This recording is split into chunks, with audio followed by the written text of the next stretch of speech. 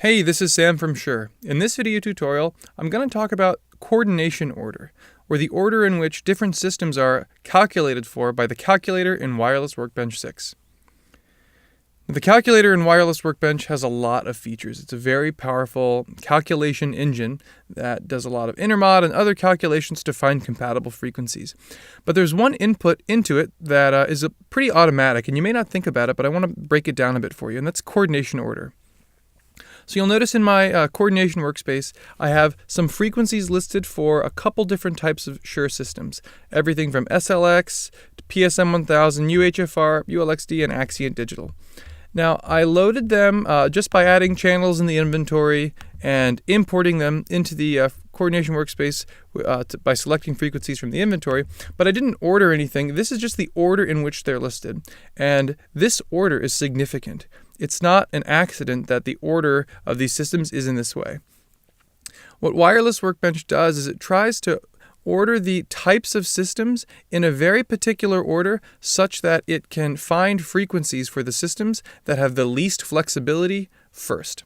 Let me break that down a bit more for you. So for those who are familiar, SLX is a pretty old wireless system. It's a mid-tier product. It's been out for quite a while now, since the mid-2000s. And Axient Digital is our brand new digital wireless system with very wide tuning bandwidth. So why are these ordered in this way? Well, I mentioned flexibility of particular systems. In essence, Wireless Workbench has equipment profiles that define how each of the systems it can find frequencies for. It defines where they can tune in the spectrum and how many different possible frequencies each of them can tune to. And so in an effort to, think of it like feeding the pickiest eater first. If some of these systems can only tune to a couple frequencies, like systems used to in the olden days, choosing between 1 or 2 frequencies or 8 or 16 total frequencies, it would stand to reason that you might want to find frequencies for those picky systems or those inflexible systems with minimal agility first, before you find frequencies for systems that have much larger tuning bandwidth that can fit in a lot of different places in the spectrum. And so Wireless Workbench builds in this logic by doing some calculations to figure out which systems are most agile and least agile. Now, the order in which these systems are listed are reflecting that agility. Systems with the fewest tunable frequencies are listed at the top. Systems with the most tunable frequencies are listed at the bottom. And they're not just listed in this order, but as the calculator goes through and finds frequencies, it will follow this order of device type and find frequencies for things at the top before it moves on and finds frequencies for the next possible thing.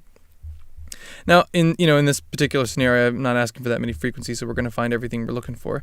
Where the coordination order really matters is if, for whatever reason, you want to prioritize the calculation of frequencies, whether that's for backup frequencies, you want to find backups for your money talent first, and they happen to be using Axient Digital, you might want to modify the order. Or if you're a frequency coordinator and people are submitting frequency requests to you, and you want the order of those requests to be reflected in the calculation that you do, again, same sort of thing. You could modify the order. And this order is modifiable right directly within Wireless Workbench by clicking and dragging these headers. So if I want my Axient Digital frequencies to be found first, I simply drag that header to the top, and then all those frequencies will be found before any of the other systems. Now, this custom coordination order can be a good thing, but as I mentioned, if you've got picky eaters as the analogy, or systems that are not that agile, it can be the situation where if they're low enough in the list, all of the usable spectrum for them may be eaten up before it gets time for them to find new compatible frequencies. So the ability to revert back to this default order is something we wanted to make sure users had the flexibility to do. So this little toolbar button right here, if I hover over it, you'll see it says Coordination Order Modified. Click to restore to default. Now it's got a little list of those different device types and a little gray dash there. This icon, if I click it, it'll revert the order back to the default order, and that gray dash becomes a green check. And the tooltip is now reflecting that the coordination order is set to default. All this is saying is if the order ever gets changed out of default, all you have to do is click this button and you can restore that order back to the golden order that is defined in preferences. But for all intents and purposes, as long as you want this order to be customized, you can shuffle and restack all these systems, save this as a show file or as a coordination file, and all of your custom ordering is going to be preserved. The last thing I want to talk about is what this default order is, how that default order got to be defined in the first place.